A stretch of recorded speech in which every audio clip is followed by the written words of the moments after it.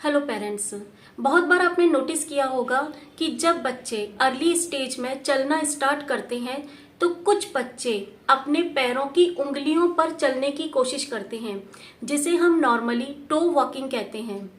वैसे early stage of walking में to walking बिल्कुल नॉर्मल है और धीरे धीरे समय के साथ साथ बच्चा नॉर्मल वॉक करने लग जाता है। पर इस अर्ली स्टेज में ही अगर हम कुछ सावधानियां अपनाते हैं तो बच्चा जल्द ही नॉर्मल वॉक करना शुरू कर देता है, क्योंकि बहुत बार ऐसे केसेस देखे गए हैं कि अगर बच्चे को टो वॉकिंग की आदत पड़ जाती है तो उसे वापस नॉर्मल वॉकिंग कराने में हम पेरेंट्स को एक्स्ट्रा मेहनत करनी पड़ती है, कुछ एक्स्ट्रा हमें स्टेप्स अपनाने पड़ते हैं और कुछ केसेस में हमें डॉक्टर से भी कंसल्ट करना पड़ सकता है। तो आइए देखते हैं कि ऐसे कौन कौन से टिप्स एंड ट्रिक्स हो सकते हैं जो बच्चे को टो वॉकिंग से नॉर्मल वॉकिंग की तरफ इंकरेज कर बने। जब भी आपका बच्चा चलने की शुरुआत कर रहा हो अर्ली स्टेज में, या आप बच्चे को चलाने की कोशिश कर रहे हो, तो कभी भी बच्चे को इस तरह से चलाने की कोशिश मत करिए। इस तरह से चलाने पर आप ध्यान देंगे कि बच्चे का पूरा वजन उसके पैरों की उंगलियों पर आ जाता है और बच्चा धीरे धीरे अपने पैरों की उंगलियों के सपोर्ट से ही आगे बढ़ने लगता है, जो कि बिल्कुल गलत है। हमेशा बच्चे को चलाने के लिए आप इस तरीके से तरीका अपनाइए जिसमें बच्चे के दोनों हाथ बिल्कुल सामने रहें और बच्चे का जो पूरा बैलेंस है वो बिल्कुल पूरे पैर पर रहे, ताकि बच्चे का पैर बिल्कुल फर्श के ऊपर, जमीन के ऊपर बिल्कुल सपाट रह सके और वो पूरे पैर पर प्रेशर देकर आगे बढ़ने की कोशिश करे। जब भी बच्चा टोस के ऊपर चले या टोस के ऊपर चलने की कोशिश करे तो आप बच्चे के शोल्डर पर धीरे धीरे प्रेशर दें। धीरे धीरे प्रेशर देने से ये होगा कि बच्चा टोस के ऊपर चल रहा है तो शोल्डर के ऊपर प्रेशर देने से बच्चे का पैर फर्श के ऊपर बिल्कुल सीधा हो जाएगा और इसी तरह से आप हल्का हल्का उसके शोल्डर पर प्रेस करके ही उसे आगे बढ़ाएं, जिससे बच्चा टो वॉकिंग ना। नंबर 3, अगर बच्चा most of the time toe walking करता है तो जाहिर सी बात है कि वो काफी समय तक टोस के ऊपर ही खड़ा भी रहता होगा। तो इस स्थिति में आपको क्या करना है कि जब भी आप काउच पे या चेयर पे बैठे हो और बच्चा आपके पास में खड़ा हो और वो टोस के ऊपर ही खड़ा हो, तो आप धीरे धीरे अपना पैर उसके पैर के ऊपर रखें, धीरे धीरे अपने पैर से उसके पैर पर प्रेशर दें ताकि बच्चे का पूरा पैर आराम से जमीन पर टिक जाए और उसे आपके पैर से सपोर्ट भी मिले, उसे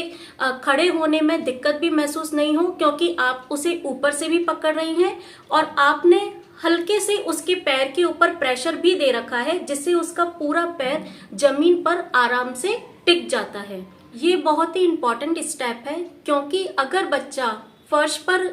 अपने पूरे पैर से खड़ा होना सीख लेता है तो बहुत संभावना इसकी कम है कि वो बच्चा टो वॉकिंग करेगा, क्योंकि उसे फर्श पर जब अपने पूरे पैर अच्छे से रखना आता है, पूरे पैर पर अपने प्रेशर देना आता है, तो उसके टो वॉकिंग करने की संभावना बहुत ही कम होगी, या अगर वो करता भी है तो वो धीरे धीरे अपना पूरा पैर जमीन पर रखकर नॉर्मल वॉक करने की कोशिश करने लगेगा। टिप नंबर 4, अगर बच्चे ने चलना धीरे धीरे स्टार्ट कर दिया है पर वो most of the time toe walking ही करता है, अपने पैरों की उंगलियों पे ही चलता है, तो आप इस कंडीशन में क्या कर सकते हैं कि आप उसे क्रॉक्स या फिर शूज पहनाकर चलाने की कोशिश करिए। वैसे मैं आपको बता दूं कि जब बच्चा चलना शुरू करता है, नॉर्मली वॉक करना शुरू करता है, तब हमें क्रॉक्स या शूज पहनाने से बचना चाहिए और बच्चे को नॉर्मल नंगे पैर ही उसे चलाने की कोशिश करनी चाहिए। पर अगर बच्चा टो वॉकिंग करता है तो ये रिकमेंड किया जाता है कि आप उस कंडीशन में बच्चे को शूज या क्रॉक्स पहनाकर आप उसे चलाएं, क्योंकि शूज के अंदर अपना एक वेट होता है। उस वेट के कारण बच्चा इस तरह से पैर रखने में, अपने टोस के ऊपर पैर रखकर चलने में कंफर्टेबल फील नहीं करता, तो उसे इस तरह से अपना पैर रखकर आगे बढ़ाना पड़ता है और आप इसी कंडीशन में शूज पहनाकर उन्हें आगे बढ़ाएं। तो ये एक बहुत ही अच्छा स्टेप है कि आप टो वॉकिंग की कंडीशन में बच्चे को शूज या क्रॉक्स या स्लीपर जो भी आपके पास अवेलेबल हो वो पहनाकर ही आप बच्चे को चलाने की कोशिश। नंबर 5, अगर बच्चा टो वॉकिंग करता है तो आप मोस्ट ऑफ द टाइम बच्चे को ऊंचाई वाली या चढ़ाई वाली जगह पर चलाने की कोशिश करें। फॉर एग्जांपल, अगर आपके आसपास कहीं पार्क हो तो वहां पर थोड़ा सा सरफेस ऊपर नीचे होता है, आप ऐसी जगह पर बच्चे को चलाने की कोशिश करें। इसमें क्या होगा कि बच्चा ऊंचाई वाली जो जगह है उसके ऊपर टो वॉकिंग नहीं कर पाएगा। बच्चे का चलते चलते अपने आप पैर जमीन के ऊपर पूरा टच होगा, क्योंकि ऊंचाई वाली जगह पर टो वॉकिंग नहीं की जा सकती है। जो चढ़ाई वाली जगह होती हैं, छोटे छोटे से जैसे मिट्टी के जो ढेर होते हैं उन पर अगर बच्चा चले तो बच्चा टो वॉकिंग नहीं कर पाएगा, बच्चे का पूरा पैर जमीन पर अपने आप ही टिक जाएगा। अगर आपके आसपास में कहीं पर भी पार्क या ऐसी जगह नहीं है जो ऊंचाई वाली हो तो आप घर में भी ये चीज कर सकते हैं। घर में भी हमारे घर में जैसे नॉर्मली पट्टे होते हैं,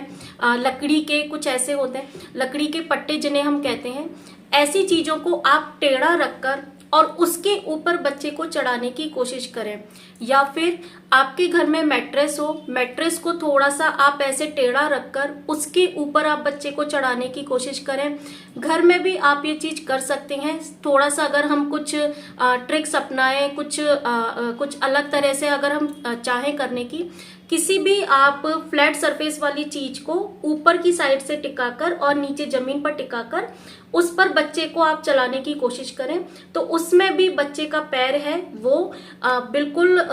फर्श के ऊपर या उस चीज के ऊपर पूरा फ्लैट हो जाएगा और बच्चा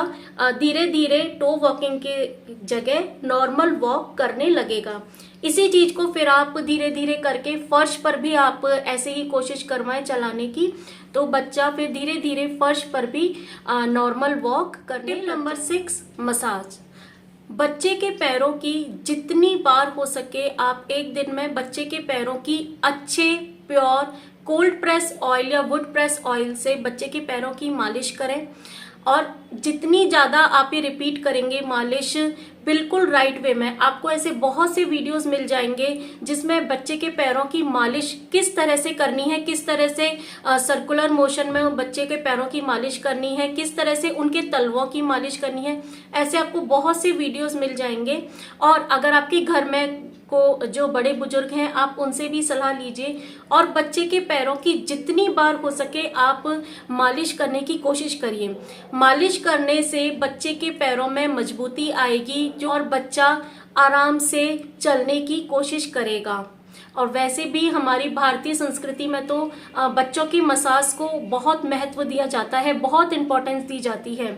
तो आप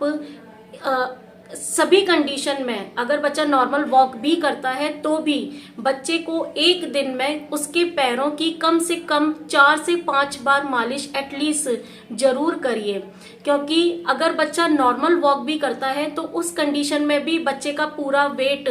पैरों पे ही रहता है। और अगर एक बार बच्चे ने वॉक करना शुरू कर दिया, उसे वॉक करना आ गया है, तो फिर बच्चा बैठता नहीं है, वो हर टाइम या तो क्रॉलिंग करेगा या फिर वॉक करने की कोशिश करेगा। तो उस कंडीशन में हमें बच्चे के पैरों का बहुत ध्यान रखना है और जितनी बार हो सके उतनी बार हमें बच्चे के पैरों की मालिश जरूर करनी है। अगर मैं अपनी बात करूं तो मैं अपने बेटे की 5 से 6 बार मालिश जरूर करती हूँ 24 घंटे के अंदर, जिसमें रात में सोने से पहले मैं उसकी फुल बॉडी मसाज उसको देती हूँ। और पूरे दिन में मैं जब भी उसका डायपर चेंज करना हुआ या जब भी वो वॉशरूम जाता है उसके बाद मैं उसके पैरों पर अच्छे से तेल लगाकर मालिश करके फिर ही उसे नैपी या डायपर पहनाती हूँ। तो आप ये ट्रिक जरूर फॉलो करें। टिप नंबर 7, मोस्ट इम्पॉर्टेंट, कभी भी पैनिक होकर अपने बच्चे पर गुस्सा मत करें, ना ही उसके सामने उसकी टो वॉकिंग को लेकर टेंशन करें। जैसी वाइब्रेशंस हम हमारे बच्चों को देंगे वो वैसी वाइब्रेशन ही हमसे गेन करेगा। अगर हम उसे टेंशन वाली वाइब्रेशन, पैनिक वाली वाइब्रेशन, गुस्से वाली वाइब्रेशन देंगे और बार बार उसे ये दिखाएंगे कि वो टो वॉकिंग कर रहा है, देखिए आपको लगता है कि वो बच्चा है, वो छोटा है, वो कुछ नहीं समझता, पर वो बच्चा एक ह्यूमन बीइंग है।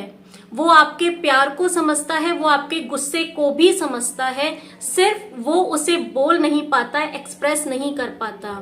तो प्लीज बच्चे को अच्छी वाइब्रेशंस दें, उसे 24 घंटे अच्छी दुआ दें कि ये बहुत जल्दी चलने लग जाएगा। कभी टो वॉकिंग करता है, कभी नॉर्मल वॉक करता है, धीरे धीरे करने लग जाएगा नॉर्मल वॉकिंग। बच्चे को जितने अच्छे हम जितने प्यार से और जितनी पॉजिटिव वाइब्रेशंस देंगे, बच्चा हंसते खेलते उन पॉजिटिव वाइब्रेशन को हमसे गेन करेगा, हमसे लेगा और बच्चा धीरे धीरे नॉर्मल वॉक करना शुरू कर देगा। लास्ट मैं आपसे यही बोलना चाहूंगी कि दुनिया में ऐसी कोई प्रॉब्लम नहीं है जिनका सॉल्यूशन नहीं हो, और अगर कोई ऐसी बात हमारे बच्चे से रिलेटेड है तो हम मदर्स के पास तो स्पेशल सुपर पावर्स होती हैं। हाँ, टाइम थोड़ा सा आपको ज़्यादा लगेगा, कुछ स्टेप ज़्यादा फॉलो करने पड़ेंगे, हो सकता है कि एक डॉक्टर से कंसल्ट भी करना पड़े, पर हमारे पास इतनी सुपर पावर होती है, हम मदर्स के पास, पेरेंट्स के पास इतनी सुपर पावर होती है कि हम हमारे बच्चे को सही राह पे सही वे में चलना सिखा ही देंगे। पर फिर भी एक बात मैं यहाँ पे जरूर मेंशन करना चाहूंगी कि अगर आपका बच्चा 2 साल के बाद भी अगर टो वॉकिंग ही कर रहा है और most of the time toe walking ही कर रहा है, तो उसे डॉक्टर से कंसल्ट करवाने की जरूरत है। डॉक्टर से कंसल्ट करने के बाद वो कुछ आपको तरीके बताते हैं, बच्चों के अलग अलग स्टेप्स बताते हैं, उन्हें फॉलो करने पर बच्चा नॉर्मल वॉक करने लग जाता है। कुछ टाइम ज़्यादा लग जाता है, पर बच्चा जरूर से नॉर्मल वॉक करने लग जाएगा। सिर्फ कुछ पेशेंस की जरूरत होती है, कुछ टिप्स एंड ट्रिक्स की जरूरत होती है। अपने आप पर जरूर विश्वास रखें, अपने बच्चे पर विश्वास रखें कि धीरे धीरे और बच्चों की तरह हमारा बच्चा भी नॉर्मल वॉक जल्दी करने लग जाएगा। चलिए, कैसा लगा आपको ये वीडियो मुझे कमेंट करके जरूर बताइएगा। मिलते हैं फिर नेक्स्ट वीडियो में, तब तक के लिए take care, stay tuned, bye bye.